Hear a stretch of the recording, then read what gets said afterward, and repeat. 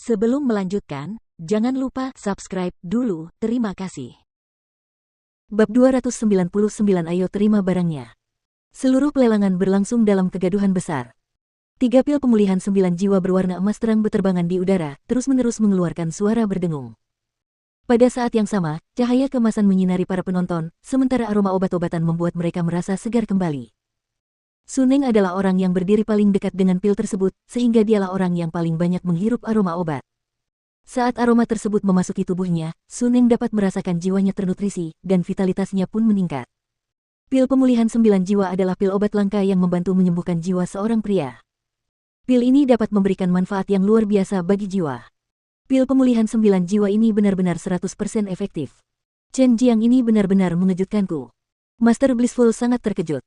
Pada saat yang sama, status Jiang Chen dalam benaknya telah meningkat ke tingkat yang sama sekali baru.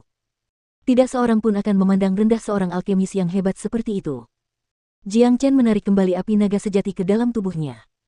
Setelah itu, dengan gerakan meraih, seolah-olah dipanggil oleh Jiang Chen, ketiga pil pemulihan 9 jiwa berubah menjadi 3 cahaya keemasan dan jatuh ke telapak tangan Jiang Chen. Bagaimana ini mungkin? Ini tidak mungkin. Suara Sang Guancong bergetar hebat, dan wajahnya menjadi sangat pucat. Ketika dia memikirkan tentang taruhan antara dirinya dan Jiang Chen, dia merasakan sedikit keinginan untuk bunuh diri. Bagaimana orang ini bisa meramu 9 pil pemulihan jiwa? Aku tidak percaya. Ini tidak mungkin nyata. Reaksi Ye Xiao tidak jauh berbeda dengan reaksi Sang Guancong. Dia baru saja kalah taruhan dan dia sangat yakin akan menang. Tuan Muda Chen Jiang, silakan datang ke sini dan temui saya. Suara Master Blissful terdengar sekali lagi, namun kali ini nadanya mengandung sedikit rasa hormat. Tunggu sebentar, aku harus memenuhi taruhan dengan kedua orang itu. Jiang Chen menjawab dengan seringai di wajahnya. Tidak mungkin dia bisa membiarkan Ye Xiao dan Sang Guancong pergi begitu saja, itu bukan gayanya. Kata-katanya bagaikan minyak yang dituangkan ke api yang menyala, menyebabkan penonton menjadi gempar. Semua orang menatap ke arah kamar pribadi Sekte Pedang Segudang dan klan Sangguan. Wakaka.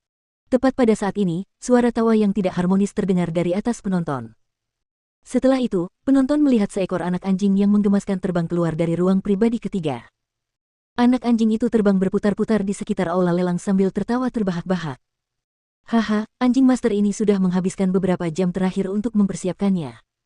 Aku yakin aku punya lebih dari cukup barang untuk kalian berdua. Boleh aku tahu rasa apa yang kalian berdua sukai? Anjing master ini bisa memenuhi permintaan khusus apapun. Perkataan si kuning besar membuat banyak orang merasa pusing. Ye Xiao dan Sang Guancong bahkan lebih buruk, mereka hampir pingsan karena marah, karena taruhan mereka adalah memakan kotoran anjing jika mereka kalah, dan benar-benar ada anjing yang tidak tahu malu di sini. Sial! Dari mana anjing gila ini berasal?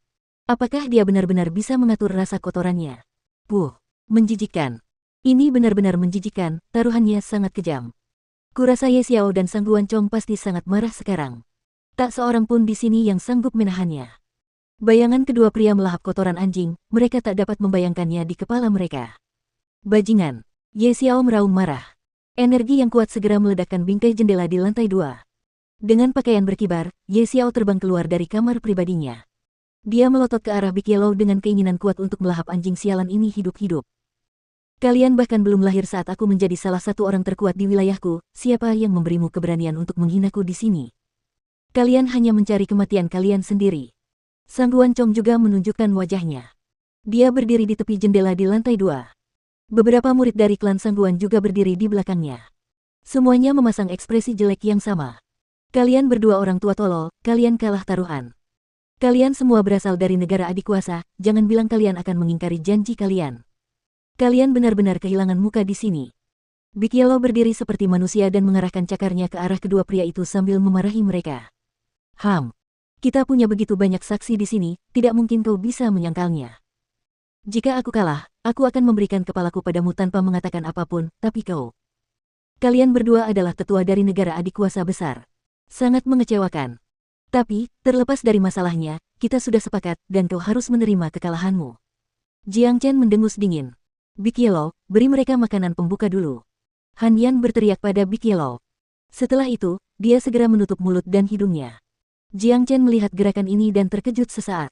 Dia tidak tahu apa arti dibalik gerakan Han Yan. Kakak, baiklah. Anjing ahli ini sudah lama membuat ini. Sambil berkata demikian, si kuning besar sekali lagi mulai terbang berputar-putar. Setelah itu, sebuah adegan yang tidak akan pernah dilupakan seumur hidup mereka pun terjadi. Sejak kejadian ini, semua orang mulai bermimpi untuk mencabik-cabik anjing ini. Puff, puff, puff. Satu-satunya yang dilihat penonton adalah si Big Yellow yang mengangkat pantatnya. Setiap kali dia bergerak, kentut yang menggetarkan dunia akan keluar dari tubuhnya. Setiap kentut terdengar seperti pukulan drum, keras dan jelas. Lebih parahnya lagi, kentut anjing itu berwarna. Dalam sekejap, udara di seluruh aula lelang berubah agak hijau. Setelah itu, blur, persetan denganmu, blur. Baunya busuk sekali. Ah, blur, lebih baik kau bunuh aku sekarang. Seseorang, tolong, cepat bunuh anjing sialan itu. Blur. Pada saat ini, semua orang muntah, memenuhi aula lelang yang bersih dengan muntahan mereka. Sambil muntah, seseorang dengan cepat menggunakan energi yuan mereka untuk menghalangi udara hijau agar tidak mendekati mereka. Blur. Sun Neng muntah, Jiang Chen muntah. Jiang Chen akhirnya menyadari mengapa Han Yan menutup mulut dan hidungnya terlebih dahulu. Wakaka, puff, puff, puff. Big Yellow tertawa terbahak-bahak sambil terbang ke sana kemari, kentut.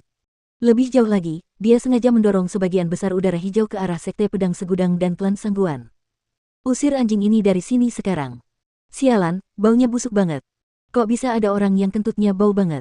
Enggak, ini bukan kentut lagi, ini senjata. Tuan Muda Chen Jiang, tolong suruh anjing itu berhenti. Ayah sudah tidak tahan lagi. Blur. Tidak ada yang bisa menahannya lebih lama lagi. Ini tidak ada bedanya dengan pembantaian. Mungkin hanya Big Yellow yang mampu membuat begitu banyak prajurit hebat muntah pada saat yang bersamaan.